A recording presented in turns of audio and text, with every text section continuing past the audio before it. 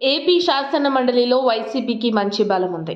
చంద్రబాబు కూటమి ప్రభుత్వానికి చుక్కలు చూపిస్తున్న హెచ్చరికలు జారీ చేసిన వైఎస్ జగన్ కు కనీస అవగాహన లేకపోవడంతో మొదటికే మోసం వచ్చింది. అసెంబ్లీ సమావేశాల్లో ప్రభుత్వం తామనుకున్న బిల్లుల్ని సులువుగా పాస్ చేసేసుకుంది.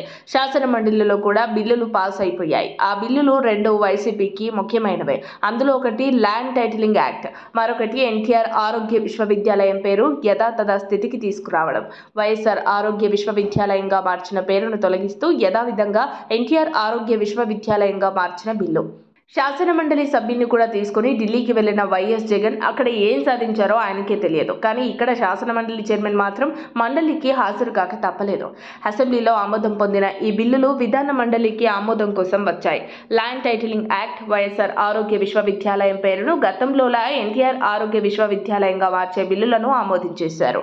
శాసన మండలి చైర్మన్ వైసీపీకి చెందిన వ్యక్తి అయిన మండలికి హాజరైన వారంతా ఆమోదించడంతో ఆయనను పాస్ చేయక తప్పలేదు. ఈ విషయం తెలియడంతో వైసీపీ పెద్దలు షాక్ గురయ్యారు. ఢిల్లీలో ధర్నా చేసి సాధించింది ఏమైనా ఉందో లేదో కానీ ఇక్కడ మండలిలో ఎరగదీస్తామని చేసిన హెచ్చరికలు కూడా వర్కౌట్ కాలేదు.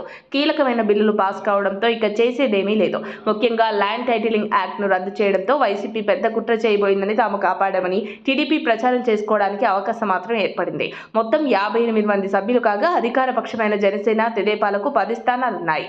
అధికార ప్రతిపక్షానికి 38 మంది సభ్యులున్నారు. ఇందులో 2 వైసీపీ సభ్యులు మాత్రమే హాజరయ్యారు. దీంతో అధికార పక్షం సునాయాసంగా బిల్లుల ఆమోదం చేసుకోగలిగింది. మరిన్ని అప్డేట్స్ కోసం మా కాయ్ టీవీని సబ్స్క్రైబ్ చేసుకోండి.